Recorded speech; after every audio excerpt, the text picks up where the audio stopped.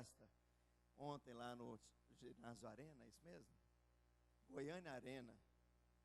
E que coisa fantástica, né? Que eu saio abençoado de momentos como esse. Mas eu gostaria nessa manhã de pedir a você que falasse com Deus e pedisse o pão do céu nesse momento. Fala: Deus, eu não quero sair daqui sem ouvir a tua voz. Não me interessa a voz do homem, não me interessa os pensamentos da mente humana. Fala isso para Deus. Pede, Senhor, que as impressões do teu espírito possam ser liberadas nessa atmosfera. Que a voz de Deus se faça ouvir. Amém? Feche seus olhos agora e fale isso com Deus. E deseja a palavra do Senhor para essa manhã. Fala com o Senhor agora. Gostaria de ouvir a sua voz, orando aí baixinho. Pega na mão da pessoa que está do seu lado. Pede que Deus fale com ele, com ela também. Senhor, nós somos a tua igreja.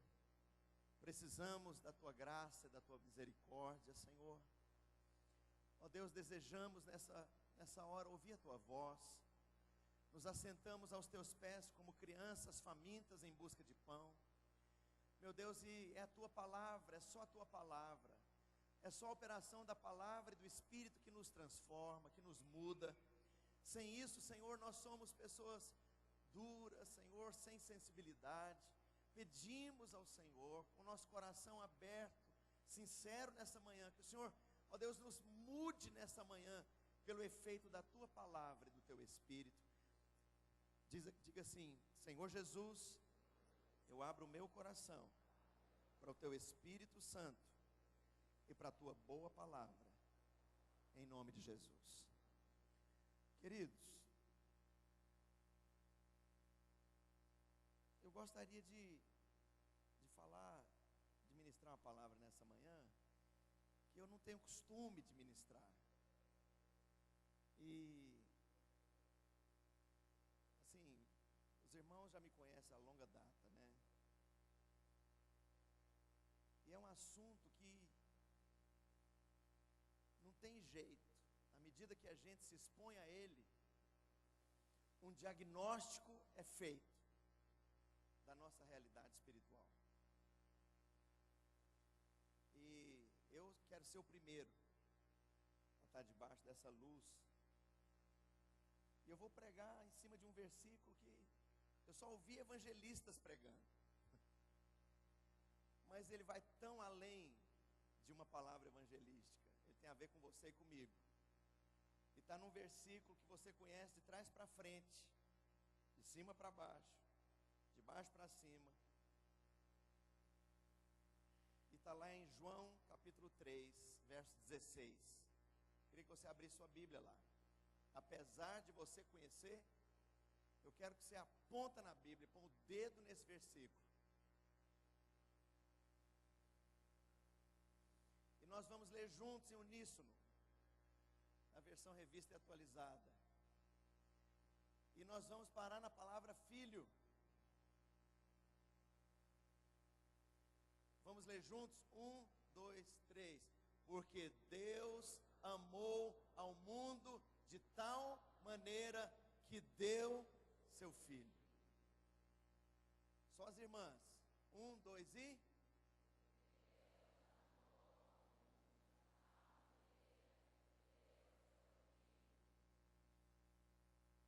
Só os homens comigo. Porque Deus amou ao mundo de tal maneira que deu seu filho. Agora nós vamos tirar seu filho e vamos ler junto a última vez. E vamos parar na palavra deu. Vamos ler junto? 1, 2 e... Porque Deus amou ao mundo de tal maneira que deu. Deixa eu dizer uma coisa. Seu nível de saúde emocional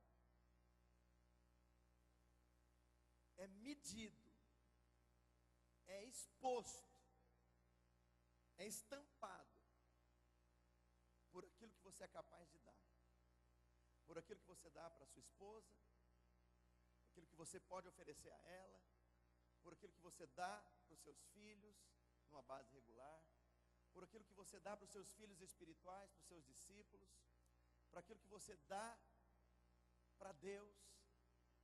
A sua saúde espiritual é medida da mesma forma por aquilo que você é capaz de dar, entregar para a sua esposa, para os seus filhos, para os seus pais, para a sua igreja, para a causa do reino e para Deus.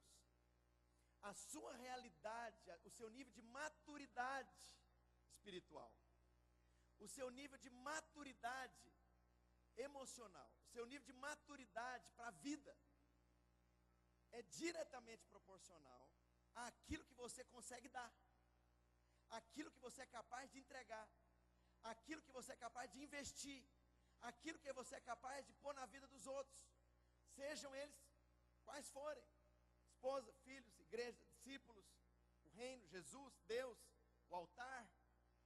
Então, na verdade, isso é o maior diagnóstico da nossa vida espiritual. A nossa vida espiritual não é medida pela quantidade de vezes que você vai na igreja, pelas vezes que você vai na célula, se você ajuda a picar batata e afogar arroz em encontro, se você limpa a cadeira de igreja. Não é isso que mede. Mede o que você é capaz de dar. E aí nós temos um problema grave: nós entupimos.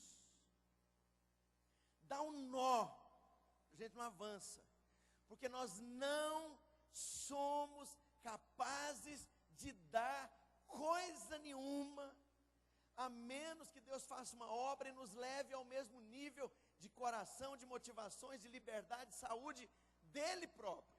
Deus foi capaz, porque ele é perfeito e é saudável. Deus não tem carência emocional. Deus não tem aquela necessidade que você fique lá, nós adoramos para nós sermos abençoados. Não é para ficar incensando Deus. O Senhor é lindo, o Senhor é incrível, o Senhor é maravilhoso, o Senhor é o ego entronizado. Deus não precisa disso. E eu vou mostrar daqui a pouco que não. Mas sabe, essa realidade do que você é capaz de dar é um diagnóstico da sua realidade. E sabe de uma coisa? Isso vai além das portas da igreja. Isso vale para o mundo lá fora também. Gente que não é capaz de amar, que não é capaz de dar, que não é capaz de investir, que não é capaz de servir, está mostrando como é. E aí tem uma coisa básica: nós somos capazes de dar, de investir, de servir, de amar, de dar, à medida que Deus faz uma obra completa no nosso coração, de redenção, de transformação da nossa alma, de restauração da nossa vida, das nossas emoções, das nossas memórias, das nossas feridas. E aí nós somos capazes de começar a dar. Quem não passa por isso, não consegue dar, faz comércio. Eu sirvo, faço café da manhã, eu ponho lá o café para o meu marido antes dele ir para o trabalho, né? Eu lavo a roupa dele, mas ele sabe que ele está me devendo uma. Isso não é amor, isso é comércio. Sabe, eu vou servir você, eu vou dar o que eu tenho para você, mas cada coisa que eu faço vai para a minha listinha, para a minha listinha inconsciente. Que agora eu estou com umas cartas na mão, para agora eu te pedir alguma coisa. Isso é tão podre no mundo, que eles pegaram aquele versículo, né, é dando que se recebe, e jogaram para a política. Porque a política de baixo nível, podre, atrasada, terceiro-mundista, é baseada nisso, é dando que se recebe. Então você dá para o político, o empresário investe no político, mas depois ele vai lá pedir para o político o que é que ele quer. Isso dá vontade de vomitar. Então veja bem, quem não é livre, quem não é saudável, quem não passou por esse nível de transformação, quem não entrou nisso, não consegue dar. Tudo que você investe, na verdade você jogou a isca. Come a isca, mas agora você está preso aqui no anzol. Eu dou isso para você aqui, eu te ajudo, mas agora você está preso nesse anzol aqui, ó. Agora tem 2 anzol. Aquele outro lá, eu dei isso aqui, mas agora, peraí, agora que você está fisgado aqui, ó, você está preso aqui. Vai ter uma hora que eu vou cobrar tudo que eu dei. Vai ter uma hora que eu vou exigir tudo que eu dei. Tudo que eu fiz, tudo que eu comprei, tudo que eu investi, tudo que eu padeci para comprar, para servir na igreja, discípulo. Então veja bem, não ama, não dá, não investe, não serve. a menos que Deus faça uma obra na sua vida. E é interessante aqui, a palavra do Senhor diz que Deus amou de tal maneira que deu.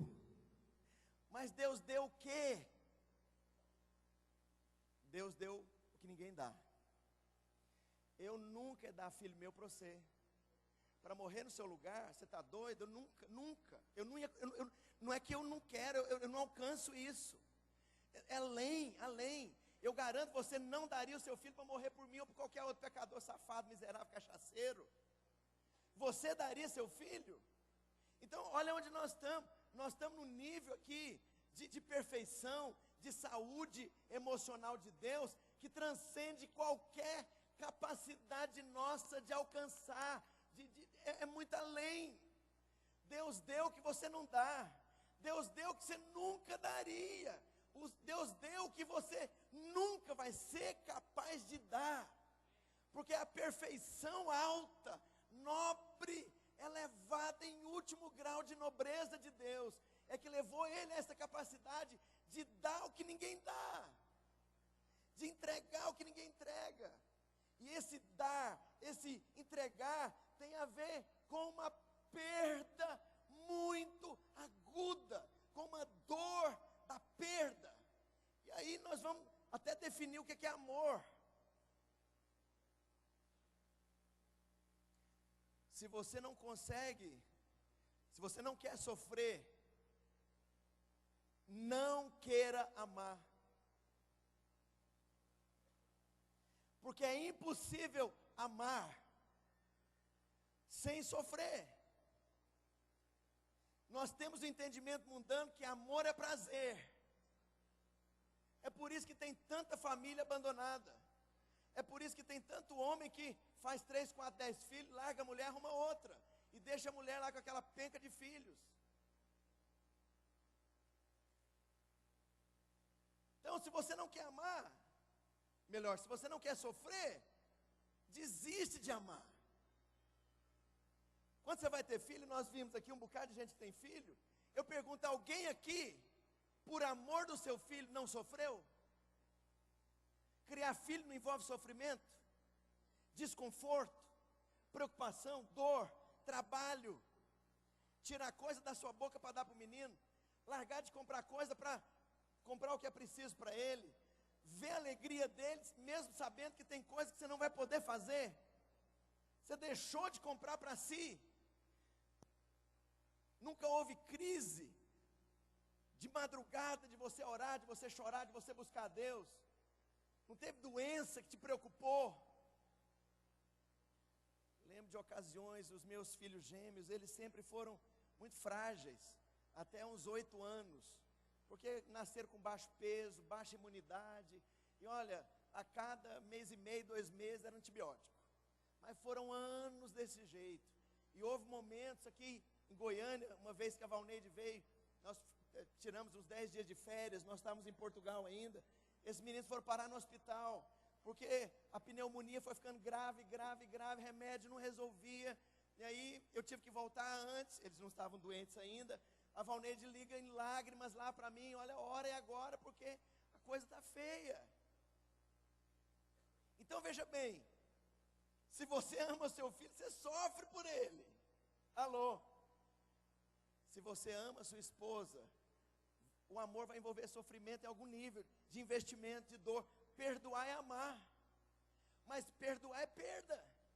Perdoar envolve dor. Servir, dar o que você tem, envolve perda, envolve dor. Envolve você colocar em segundo lugar. Quem ama está entrando nessa dimensão divina.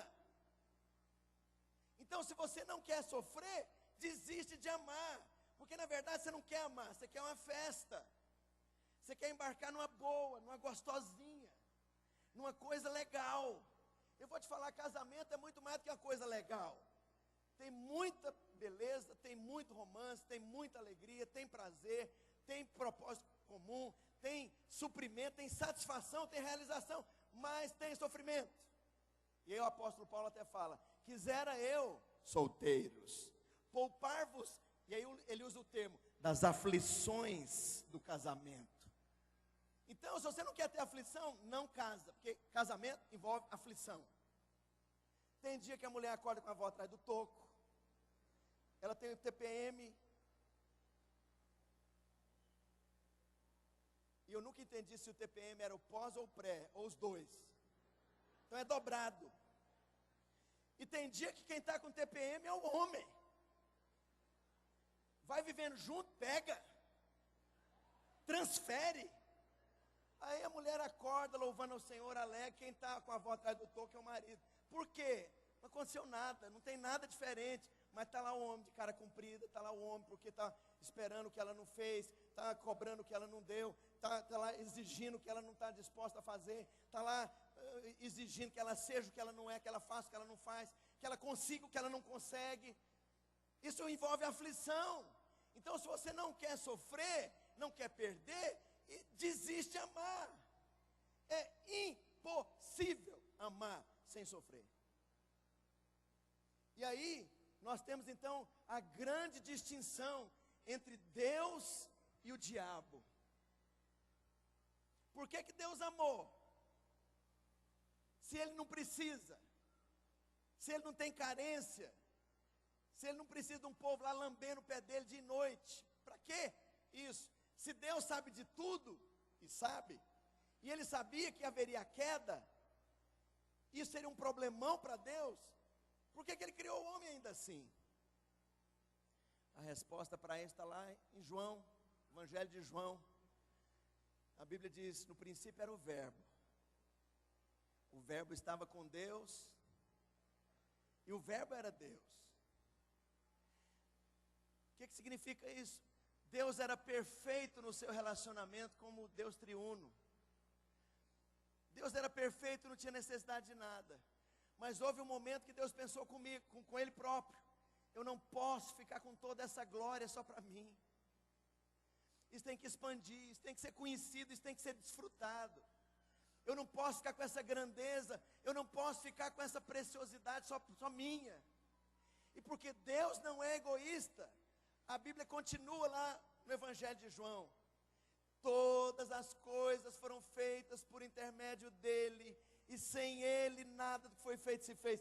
Sabe por que que Deus então cria você e a mim? Sabendo que teria dor, perda, dano, queda, trabalho, dificuldade. Essa história toda que a gente vê na Bíblia, esse problemão dessa humanidade caída toda. Deus sabendo disso, mesmo assim Ele foi.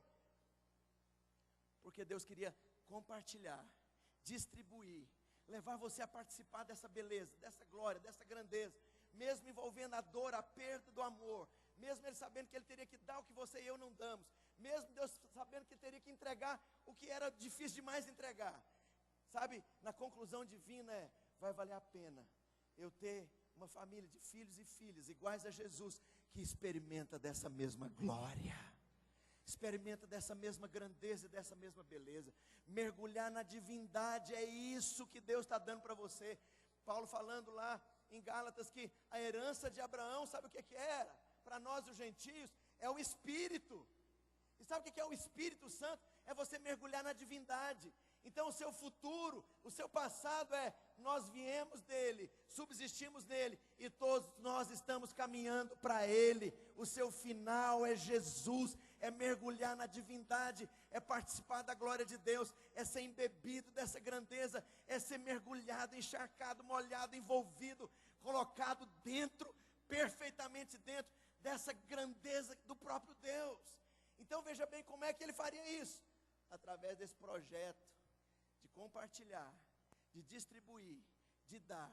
E aí Jesus morrendo na cruz, Ele está dizendo para a humanidade, para todos os gentios, para pessoas de toda raça, tribo, nação, de todas as gerações da história do homem. Estou morrendo e eu estou entregando, estou tornando o caminho franco, aberto para todo mundo. E aí, o contraponto disso é Lúcifer, é o diabo. É o seguinte, o que é que eu vou ganhar com isso? Eu estou dando, mas espera lá, o que é que você vai me dar em troca? Eu sofrendo tanto, o que eu vou ganhar em sofrer tanto? O que eu vou ganhar em ter feito tanto? O que eu vou receber em ter dado tanto? O que eu vou ganhar nesse casamento? Se eu casar com fulano, eu vou receber o quê? Se eu casar com a fulana, eu estou levando para casa o quê? Sabe, se eu tiver 3 filhos, ao invés de só um, o que eu ganho com isso? O que eu vou receber servindo a Deus na célula? O que eu vou ganhar tendo uma célula na minha casa e sendo anfitrião? O que eu vou receber de troca? Sabe, isso é a cabeça do diabo. Porque a cabeça do diabo é centralizar, é o oposto da natureza divina. O que você tem para me dar? O que você pode contribuir comigo? O que eu vou receber andando com você? O que a nossa amizade pode prover para mim? O que eu vou ganhar fazendo isso na igreja? O que eu vou ganhar se eu trouxer o meu dízimo? O que Deus vai me dar de volta? Essa é a cabeça do capeta, do chifronésio, do chifrônio. Essa é a cabeça egoísta, que tem a ver comigo, tem a ver com o que eu sinto, o que eu penso, o que eu quero, o que eu tenho, o que eu vou ganhar. Essa é a natureza que rege o planeta. Essa é a ideologia que entrou e virou um sistema, um software, que virou a estrutura determinante de comportamento e de pensamento na humanidade inteira. É o oposto de Deus. A palavra diz que Deus amou, mas amou tanto, e a Bíblia diz de tal maneira, que deu. Sabe, cada um de vocês aqui, queridos, cada um de nós, buscamos realização existencial. Todo mundo aqui busca isso. Todos nós aqui precisamos disso, para sermos satisfeitos, completos, realizados, para a vida ter gosto. Todos nós. E eu vou te falar, sabe qual a única maneira de você ter realização existencial? Dando, amando, servindo. Sabe, a única maneira. Eu assisti um filme, já comprei esse filme uma vez e acabei já dando, emprestando e nunca mais voltou. Eu não lembro o nome do filme. É um filme longo, chato, com aquele Jack Nicholson. Ele é vice-presidente de uma multinacional, trabalha a vida inteira para aquela multinacional, é um homem de certo nível de respeito, de posição, e aí o filme começa no dia da aposentadoria dele. E aí no dia da aposentadoria dele, o pessoal faz a festa de despedida, já tem o vice-presidente que vai substituí-lo, e todo mundo lá entrega uma placa, tarará, e aí ele vai para casa, viver com a mulher. A filha mora numa cidade distante, e aí ele descobre que a vida dele não tem sentido. Aí ele volta lá para rever os amigos que trabalharam com ele 35 anos. Aí os caras, quando vem ele, o outro vice-presidente chega e fala, mas o que você está fazendo aqui? Em outras palavras, você não pertence a esse lugar. E aí ele tenta visitar a filha, a mulher morre, ele fica viúvo, e como que o filme termina? Ele tinha preenchido uma ficha de doação de $10 para uma criança que morava na África e que aquilo ia ser usado para a educação daquele menino.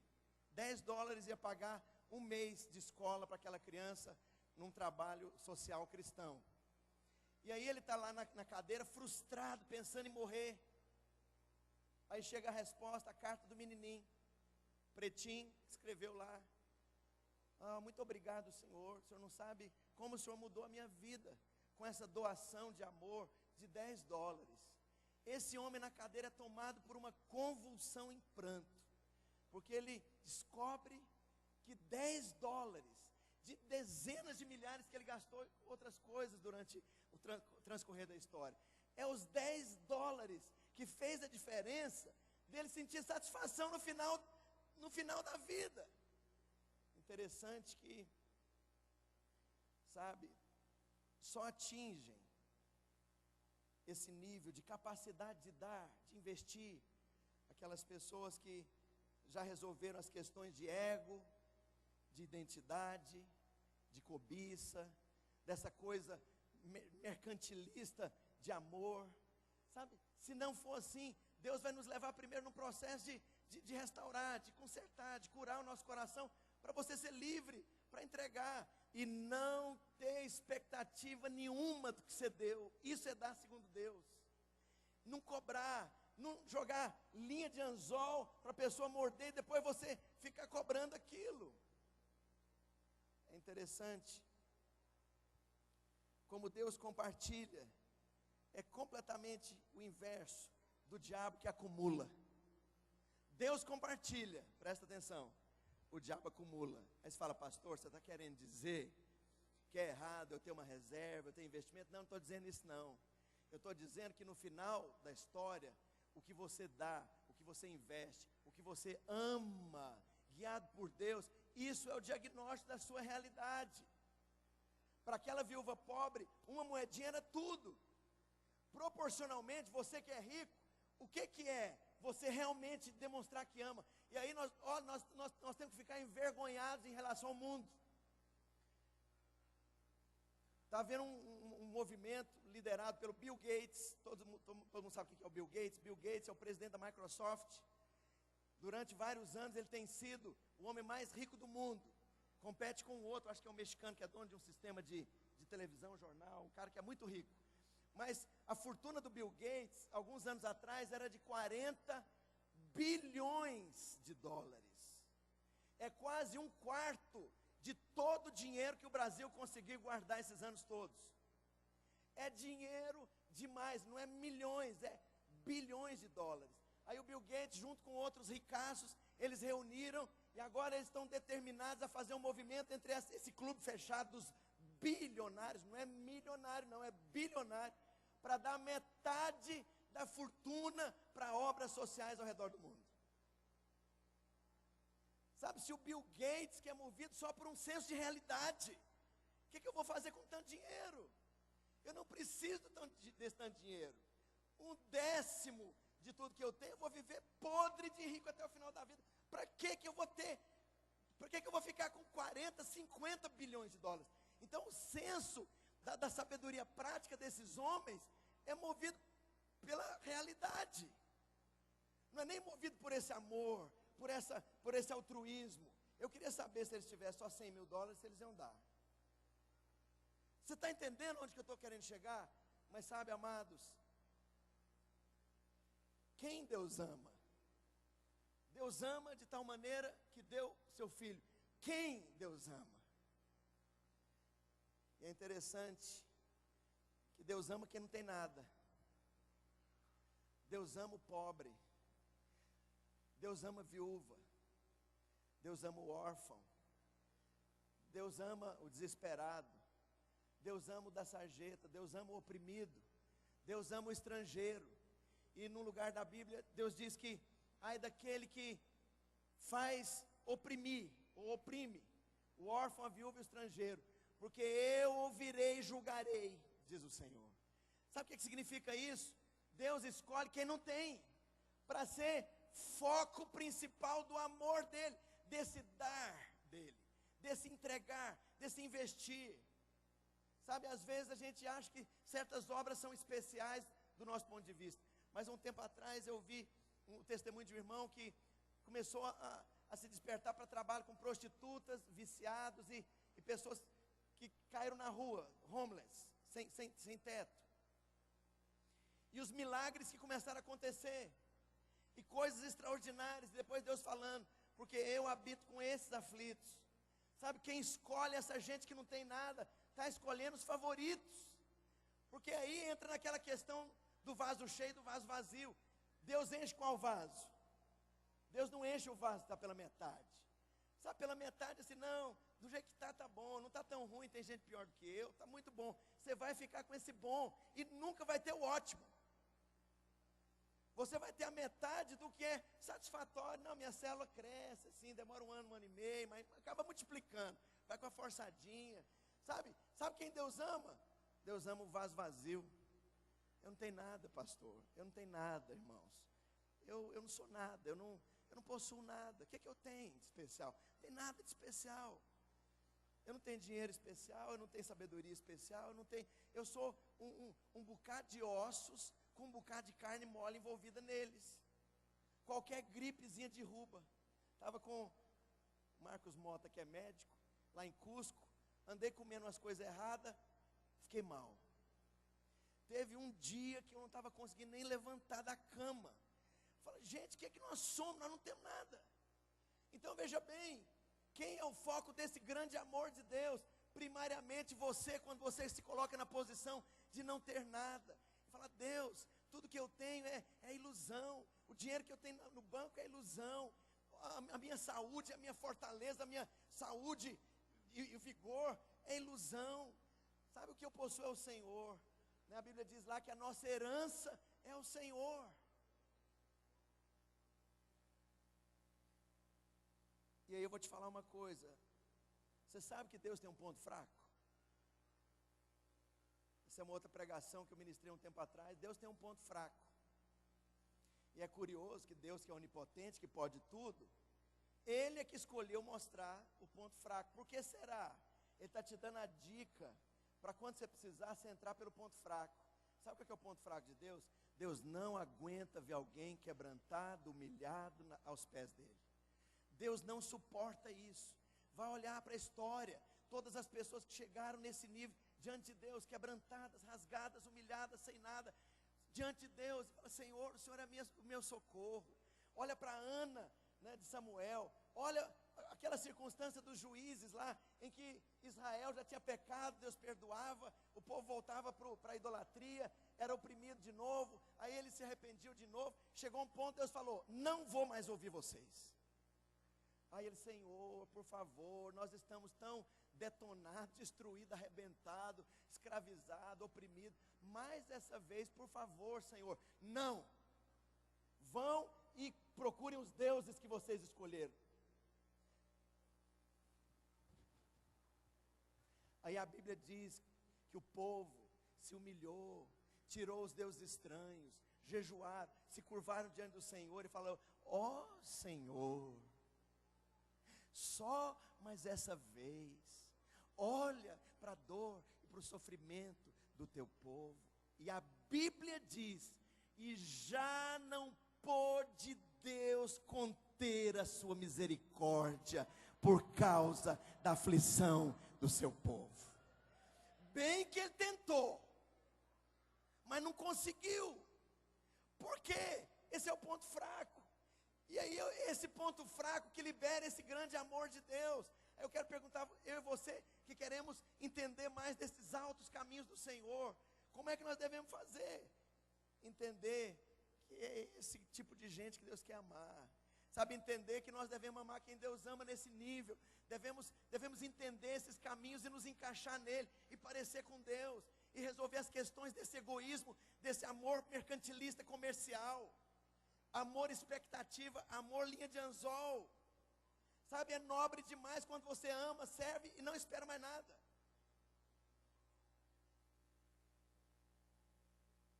Como Deus, se já temos maturidade e as pendências resolvidas, então nós podemos amar. E aí novamente a maior expressão do amor é dar. O que você dá? O que você tem dado lá para o obreiro que está plantando igreja no interior de Goiás, penando, com dificuldade? O que você tem dado lá na sua célula?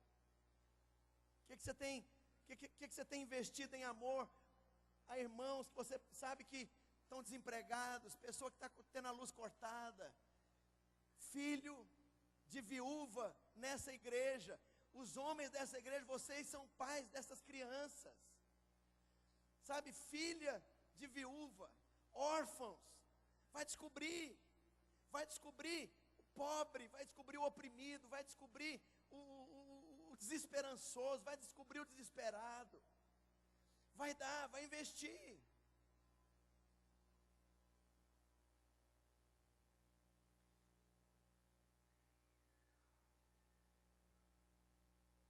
E aí a Bíblia diz que Jesus amou a igreja, que se entregou por ela. Aí agora não é Deus Pai que deu o Filho, aí é o Filho se entregando. Então vou te falar, a ordem de Deus para os homens é muito mais difícil do que a ordem que Deus deu para as mulheres. Para as mulheres Deus falou, seja submissa ao seu próprio marido. Mas para o homem, Deus falou, se entregue pela sua esposa, da mesma forma que Cristo se entregou para a igreja.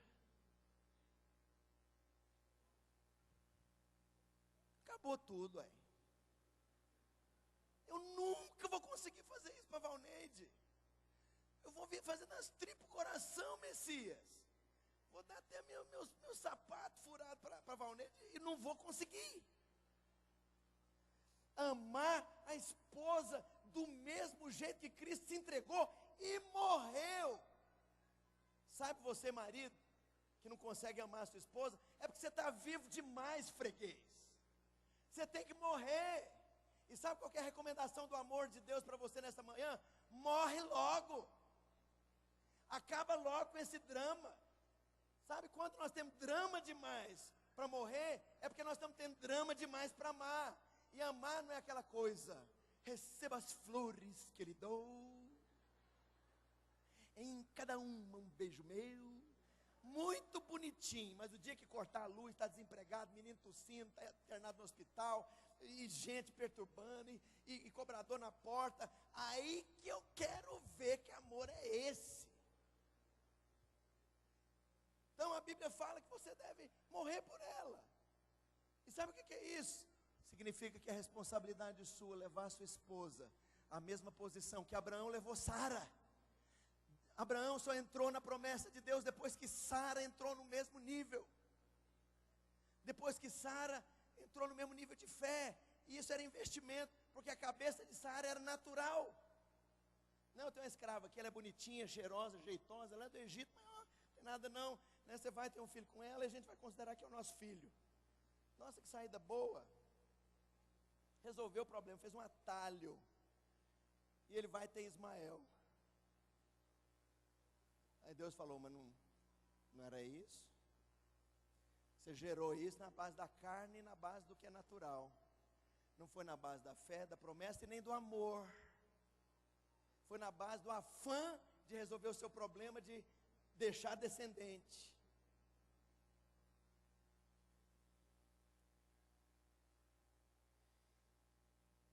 E aí eu quero te falar, você está disposto a amar? Nós estamos dispostos a amar. Estava contando, não sei para qual pastor, acho que foi para o Rigonato ontem, que numa das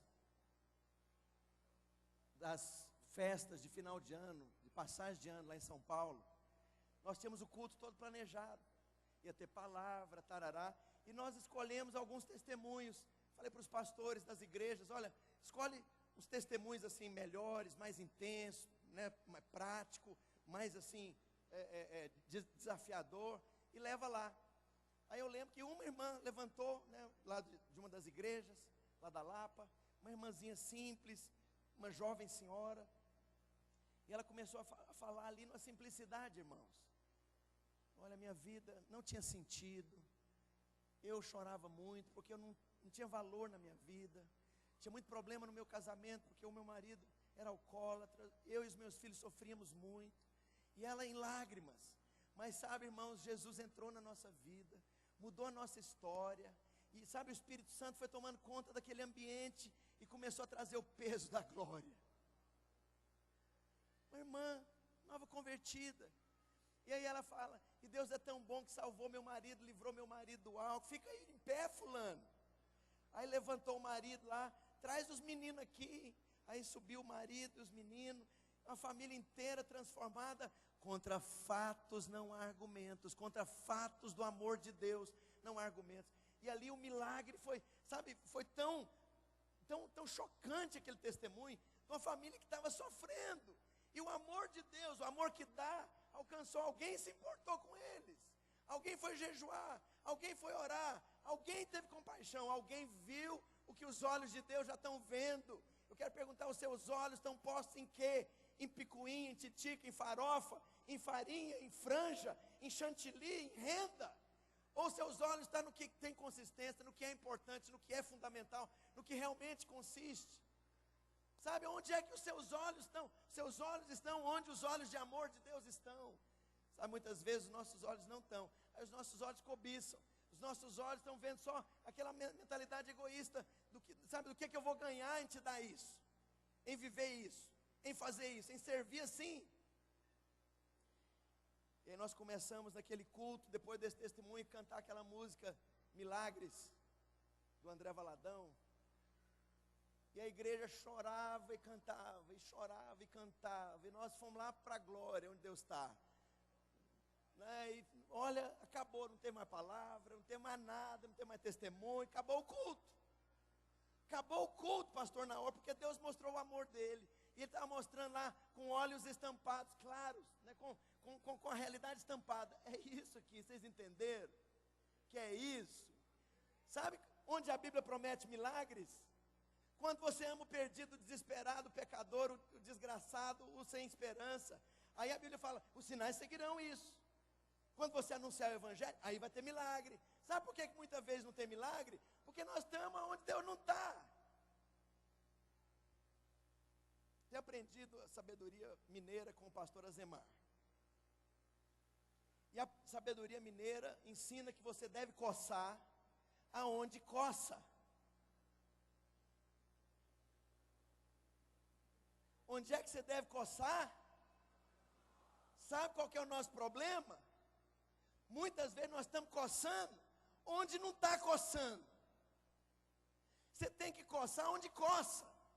Em outras palavras, você tem que amar o que Deus ama. Você tem que pôr o olho onde o olho de Deus está. Você tem que interferir onde precisa de intervenção. Eu quero perguntar quantos querem amar. E aí deixa eu jogar no seu colo um bocado de coisa interessante.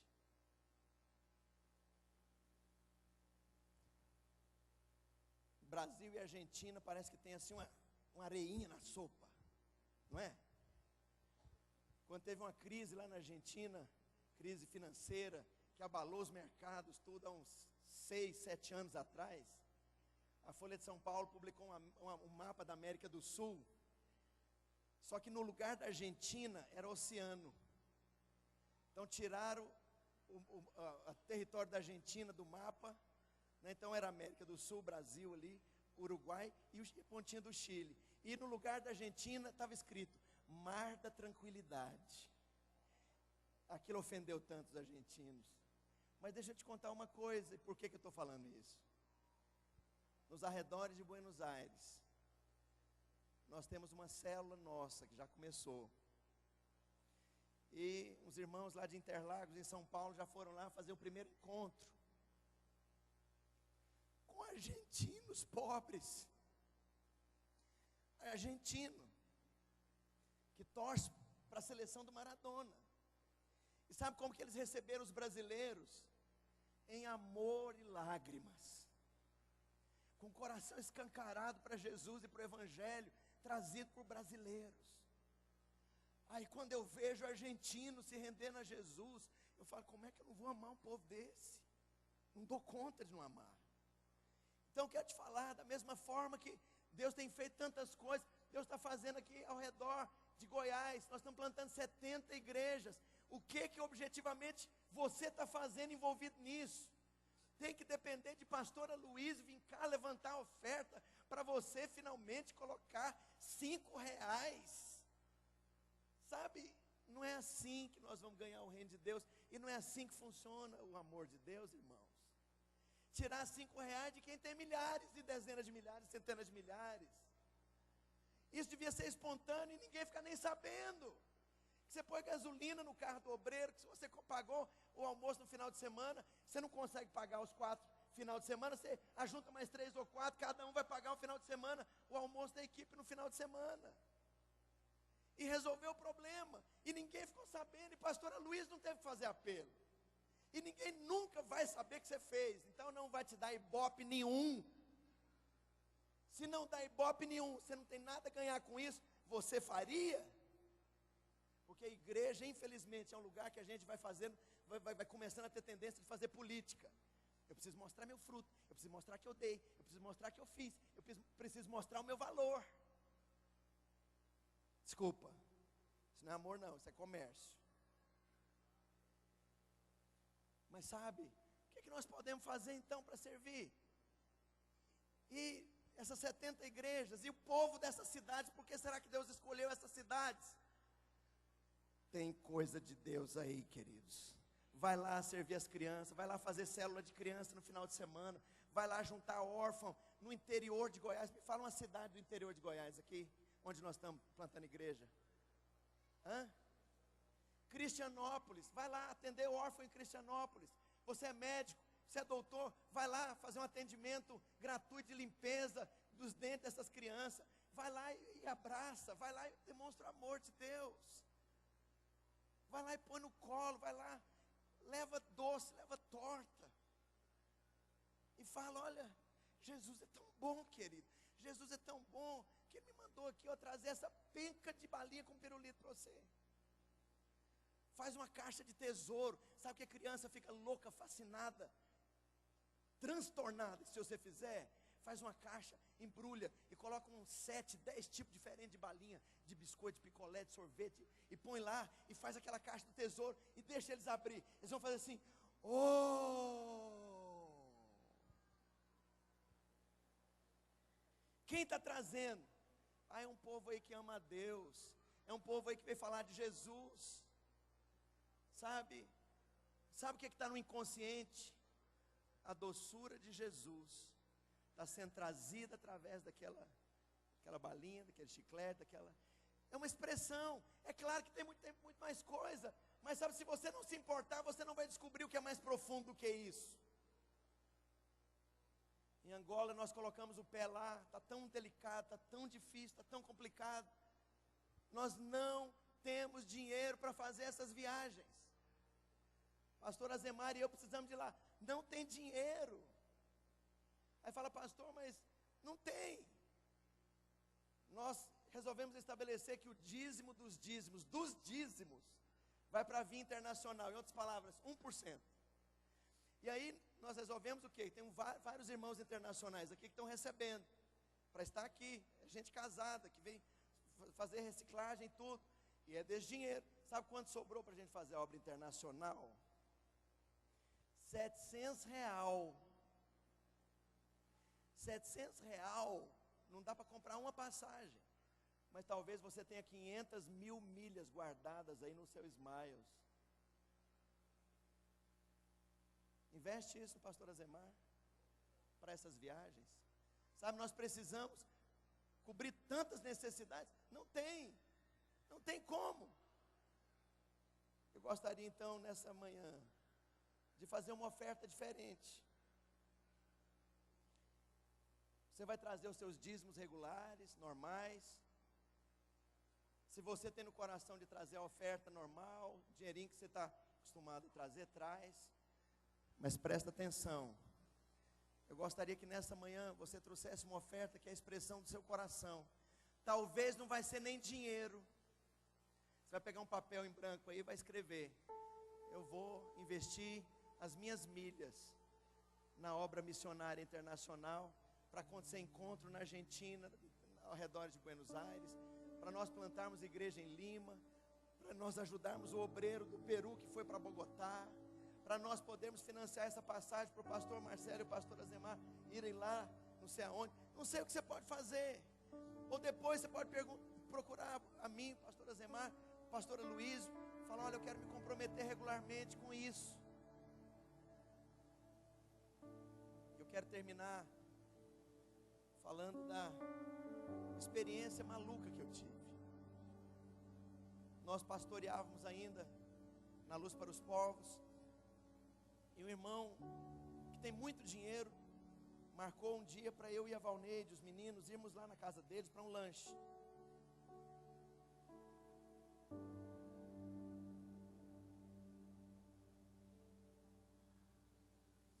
E na mesma época um amigo meu, José Carlos,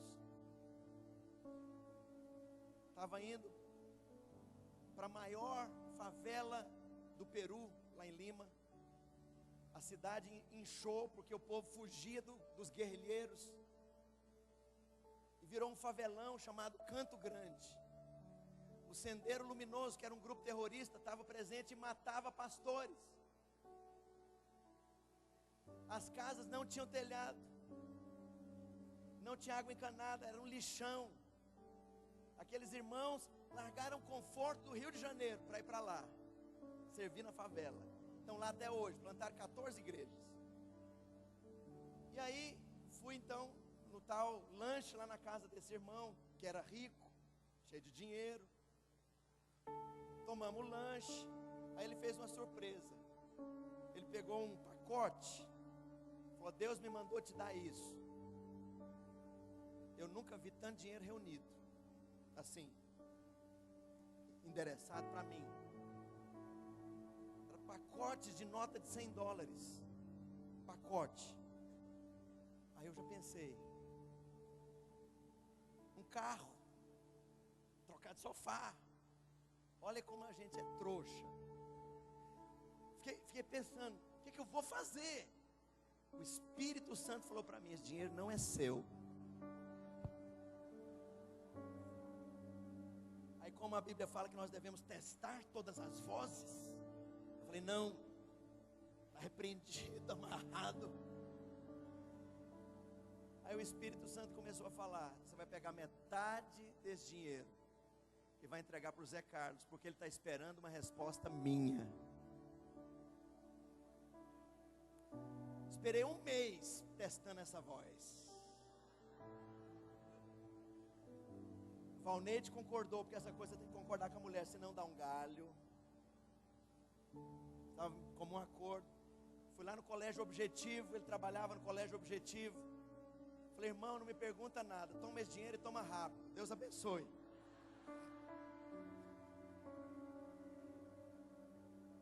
Sabe o que representou aquele dinheiro? Era 1 ano de salário de trabalho dele.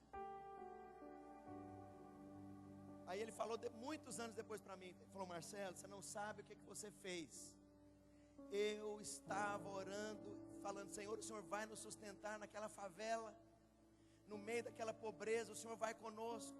Os seus recursos virão a mim, para encontrar favelado, gente desesperada, sem teto, órfão. Aí o Senhor vem e envia você com aquele dinheiro, que era 1 ano de salário.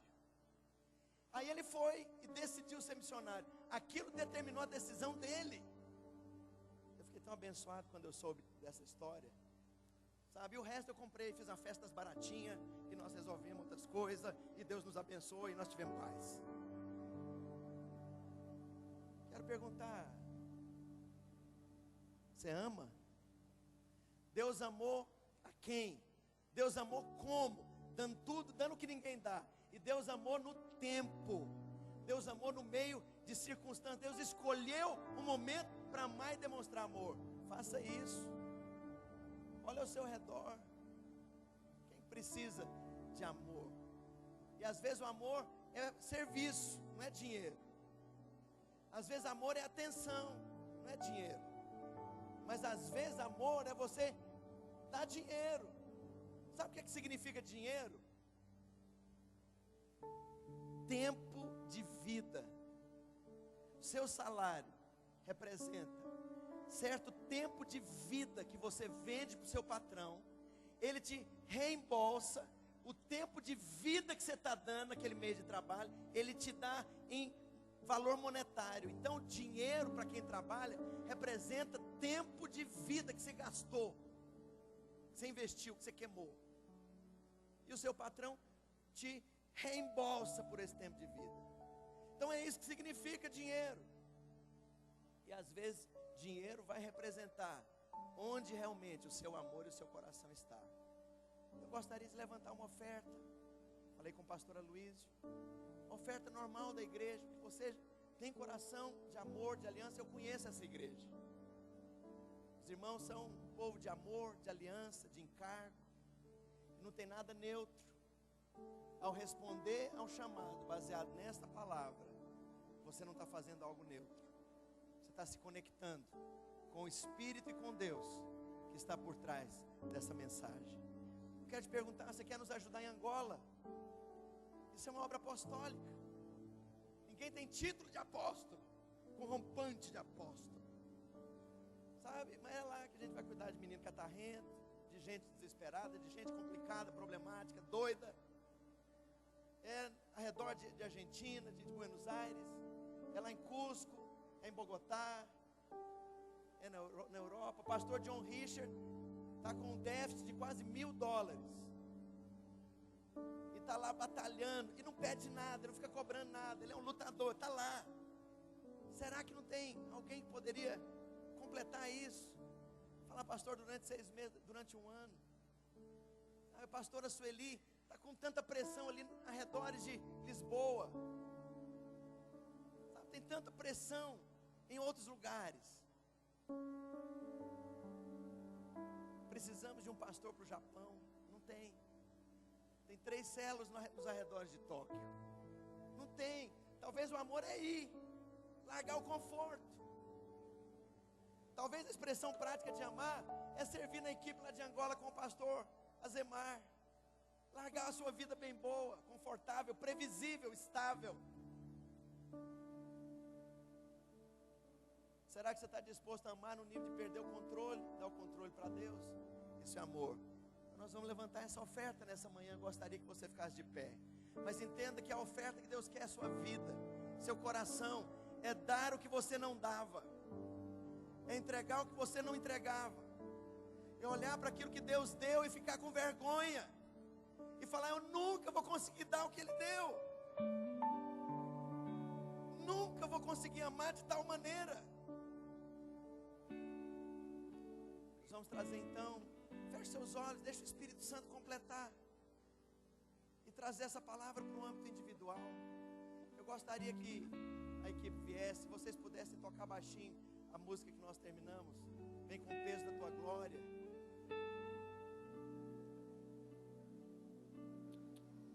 Feche seus olhos. O que você quer entregar? O que você tem amado mais do que a Deus e as coisas do Senhor? Se Jesus amou a igreja, se entregou por ela, eu quero fazer a mesma coisa. Quero me entregar pela igreja. Feche seus olhos. Fala para Deus: que darei eu ao Senhor, que trarei serviço, entrega, trabalho, cuidado, suporte para as equipes que vão para o interior, oferta específica para missões. Deixa o Espírito Santo falar.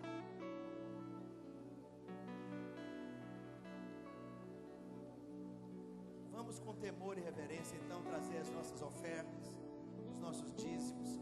Você pode escrever no papel alguma coisa especial que Deus tenha te mandado dar, entregar, doar. Os dizimistas fiquem à frente. A pastora Luiz está pedindo. Dizimistas permaneçam. Nós queremos ver o peso da glória de Deus. Vamos amar como Ele ama.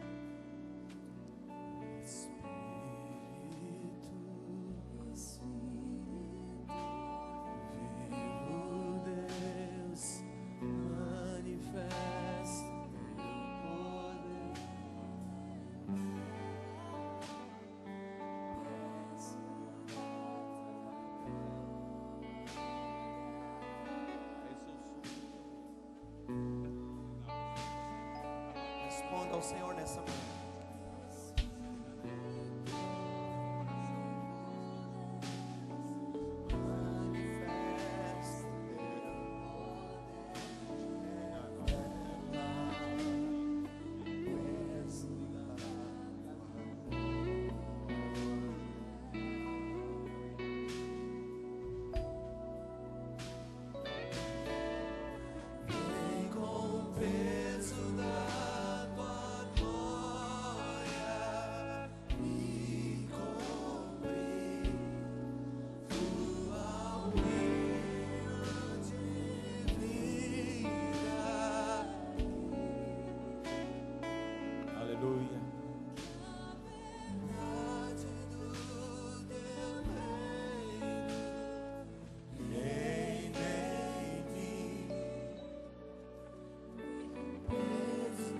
Senhor Jesus, aleluia, aleluia.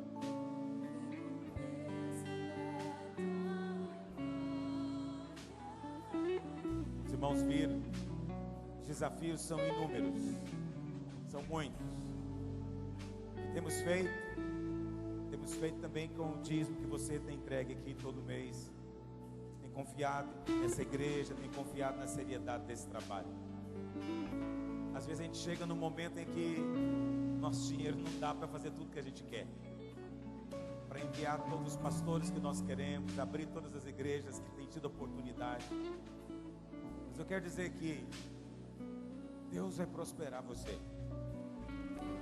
Mas não vai prosperar você para você ter dinheiro guardado sem ter o que fazer, não. Ele vai te prosperar para você ser um canal de bênção na vida de outros. Deus vai colocar dinheiro na sua mão. Mas não é só para você dizer que tem dinheiro, para você poder contribuir, poder dizer: eu estava lá e eu participei daquelas igrejas todas que a gente abriu. Naquele dia, quando chegar na glória, você vai dizer: tem almas que estão sendo salvas lá distante, e que você está contribuindo aqui agora.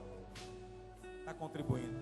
Quero que você entregue o seu dízimo com essa alegria, de saber que tem gente, tem família que está sendo alcançada, porque alguém está podendo ser sustentado para poder ir.